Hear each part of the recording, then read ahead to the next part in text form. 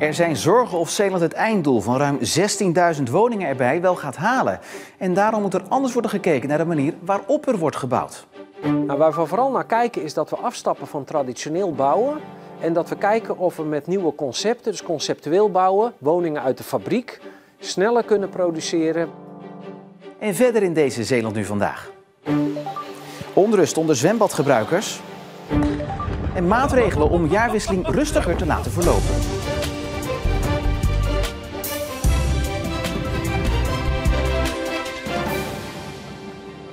Goedenavond.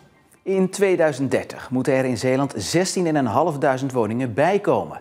Dat hebben overheden en woningcorporaties met elkaar afgesproken. Maar of dat ook gaat lukken is maar de vraag, want er zijn een aantal problemen. En voor de oplossing wijzen corporaties naar gemeentes die op hun beurt weer wijzen naar de landelijke overheid. En met nog 6 jaar te gaan, dringt de tijd. Er moet grond zijn waar we woningen op kunnen bouwen en we hebben natuurlijk geld nodig om die woningen te kunnen bouwen. Nou, dat geld, dat is er in ieder geval voor de komende jaren voldoende. Maar grond is echt wel iets waar we natuurlijk heel erg naar verlangen. Want die woningen die we willen bouwen, moeten natuurlijk wel ergens komen te staan. De woningcorporaties vinden dat de Zeeuwse gemeenten nu aan zet zijn door bijvoorbeeld de procedures aan te passen, zodat er sneller gebouwd kan gaan worden. We zitten natuurlijk aan bepaalde wettelijke procedures vast. En daar kan de gemeente niet in directe zin wat aan doen. Het is wel zo dat wij in contact zijn natuurlijk met het ministerie. En er is ook een ambitie vanuit de Rijksoverheid om die procedures te verkorten. Om toch sneller aan die ambitie te kunnen voldoen. In eerste instantie zullen de corporaties zoeken naar locaties binnen de bebouwde kom. En zal er noodgedwongen op sommige plekken ook in de hoogte gebouwd moeten worden. Puur kijkend naar de binnenstadsontwikkeling zal je op een aantal facetten zeker wat hoogbouw gestapeld hebben. Maar dat zal niet gelijk, het zal tot 3-4 lagen mogelijk zijn. En daar zijn we ook samen met de gemeente spelregels voor aan het bepalen. Maar ik verwacht zelf wel dat ook kernen wel iets zullen moeten groeien om deze aantallen woningen kwijt te kunnen. Naast dat de gemeenten hun steentje moeten bijdragen om het bouwen te versnellen, zetten de woningcorporaties ook zelf alles op alles om het tempo te verhogen. Waar we vooral naar kijken is dat we afstappen van traditioneel bouwen en dat we kijken of we met nieuwe concepten, dus conceptueel bouwen, woningen uit de fabriek, sneller kunnen produceren, waardoor we ook, als we de vergunning eenmaal hebben, ook sneller kunnen zorgen dat we de sleutel uit kunnen reiken aan de nieuwe huurder. Andere kant is ook wat corporaties heel goed kunnen, is het feit dat ons ja is ook een ja. Zodra wij de beslissing hebben genomen, we gaan ergens voor bouwen, dan kunnen we dat ook gewoon realiseren. En ik denk dat dat ook onze kracht is. En ik praat erover verder met collega Erik Holm. Ja, Erik, waarom is die Zeeuwse woondeal eigenlijk afgesloten? Nou ja, er is een groot woningtekort in Nederland. En dat tekort neemt de komende jaren alleen maar toe. En met die regionale woondeals, die de overheid heeft besloten in alle provincies, wil de overheid eigenlijk tot 2030 zo'n 900.000 woningen erbij gaan bouwen om in ieder geval het probleem op te lossen. Ja, nu hoorden we net dat locaties en procedures een probleem zijn. Zijn dat de enige problemen? Nee, stikstofproblematiek speelt ook een grote rol. Er zijn in Zeeland namelijk een aantal Natura 2000 gebieden waar je sowieso niet mag bouwen. Ja, en daarnaast geld speelt ook een belangrijke rol. Want in de laatste decennia zijn de woningen een stuk duurder geworden. Misschien wel 2 keer zoveel. Ja, nu hoorden we een aantal weken geleden dat er 2000 woningen bij zijn gekomen het afgelopen jaar in Zeeland. Ja. En ze zeiden, ja, we liggen helemaal op schema. Klopt dat dan niet? Nou ja, ja en nee. Kijk, als we dit aantal blijven halen, dan liggen we goed op schema. Maar dit waren allemaal woningen die zaten al in die pijplijn. Nieuwe projecten moeten allemaal nog door die ambtelijke molen. Dus korte procedures is van groot belang. Willen we in Zeeland kunnen voldoen aan die woondeal in 2030. Helder verhaal. Erik, dankjewel. Voor de woningoverval in Goes in juni vorig jaar is een 28-jarige Middelburger aangehouden.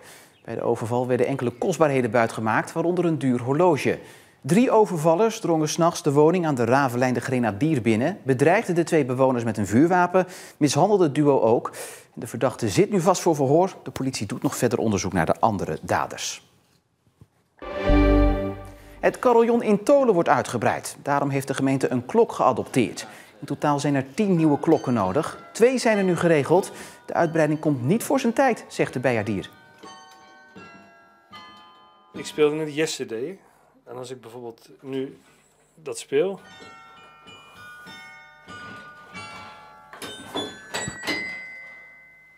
En dan ontbreken de nootjes. Ja. En die nootjes hebben we nodig. Want met die 10 nieuwe klokken heeft het carillon er dan 47 in totaal, oftewel 4 octaven.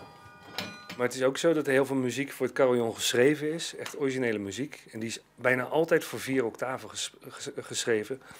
Dat betekent dat ik een heel deel van het repertoire niet kan spelen. En als we 4 octaven hebben, kan ik heel veel gaan spelen. En de hoop is dat het nieuwe carillon volgend jaar klaar is. Ouders waarvan de kinderen zwemles volgen in het Vrijburgbad in Vlissingen vrezen een financiële strop. Het zwembad heeft dit jaar een nieuwe exploitant en die hanteert andere voorwaarden dan de vorige uitbater. Met als gevolg ouders die niet weten waar ze nou eigenlijk aan toe zijn. 850 kinderen volgen hier hun zwemlessen.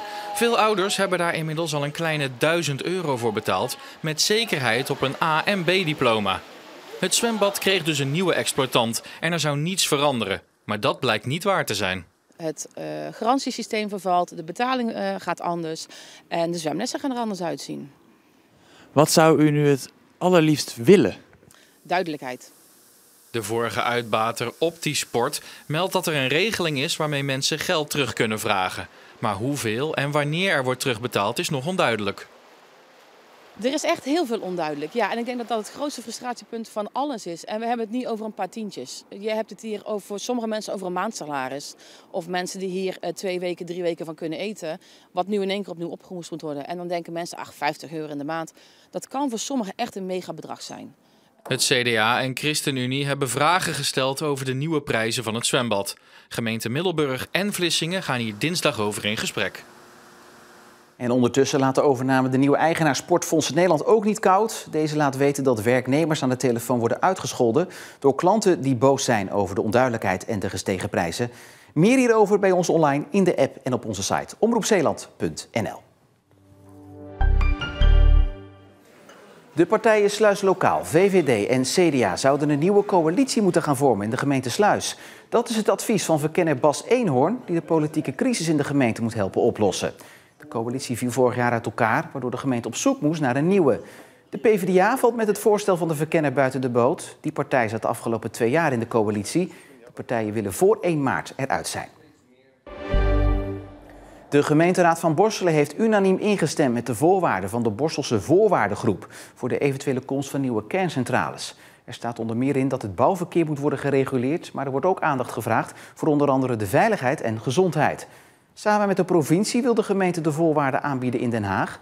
De voorwaardengroep is geen voor- of tegenstander van de kerncentrales en is door de gemeente in het leven geroepen en bestaat uit verschillende inwoners uit de gemeente.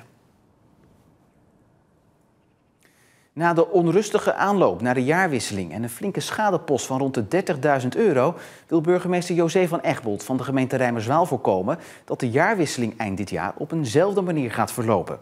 Ze roept jongeren op met voorstellen te komen om er een feestelijke jaarwisseling van te maken.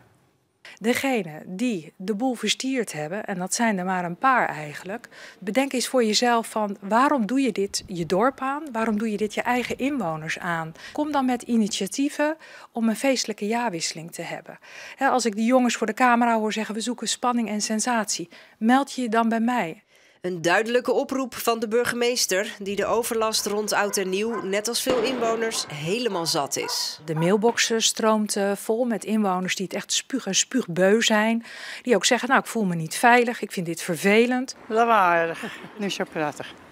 Ja, we weten het allemaal. Hè? Een beetje oorlogssituatie leek het soms wel.